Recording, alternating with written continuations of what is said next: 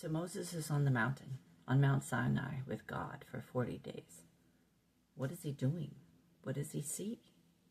God is giving him the stone tablets with the 10 Commandments, but also he's giving him instructions for something else. Let's read this at Exodus 25, verse 8 to 9. And let them make me a sanctuary that I may dwell among them, according to all that I show you. That is the pattern of the tabernacle and the pattern of all its furnishings. Just so you shall make it. So the Lord wanted to dwell among his people. Doesn't that warm your heart? That's how he feels about us today. He wants to dwell with us. So in addition to the 10 Commandments, which you may have heard of, he was instructing Moses on how to build him a sanctuary, the tabernacle. God didn't just want anything thrown together, use your imagination. No, he told Moses to build it just so, to follow each instruction. We can read about the instruction in the coming verses. We won't read about every task that's given, although I do encourage you to read Exodus 24 to 27 in its entirety. But God, he didn't leave details to Moses' imagination. He was given a complete list of instructions. First, let's read 10 and 11 in chapter 25. And they shall make an ark of acacia wood. 2.5 cubits shall be its length, 1.5 cubits its width, and 1.5 cubits its height. And you shall overlay it with pure gold.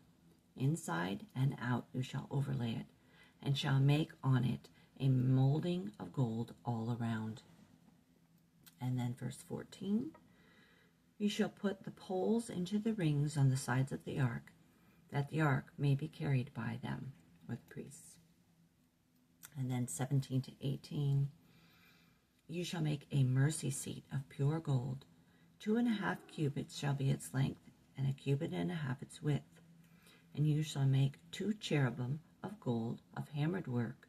You shall make them on the 2 ends of the mercy seat.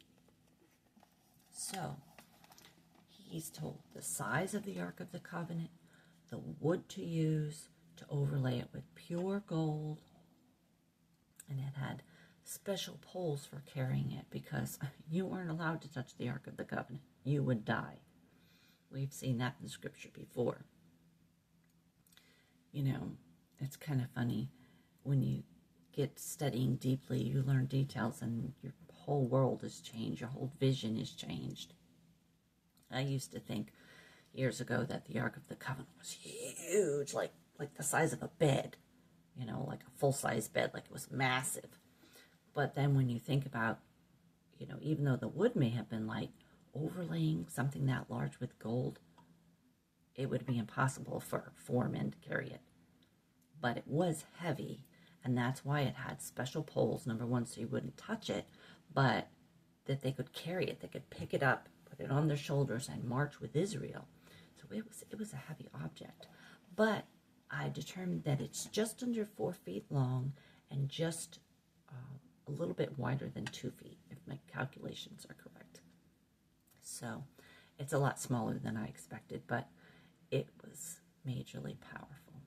That's where God was going to meet with the high priest on that mercy seat. Basically the top where the angel sat is where God would meet with the high priest in the Holy of Holies. So those were the instructions that God gave Moses for this video today. We'll continue in the next one. I'm Wendy Elena. Thank you for joining us as we move forward as the marching bride of Christ. I ask you to like and follow and subscribe to continue with us. For today, I say that I love you, but more importantly, God goes with you.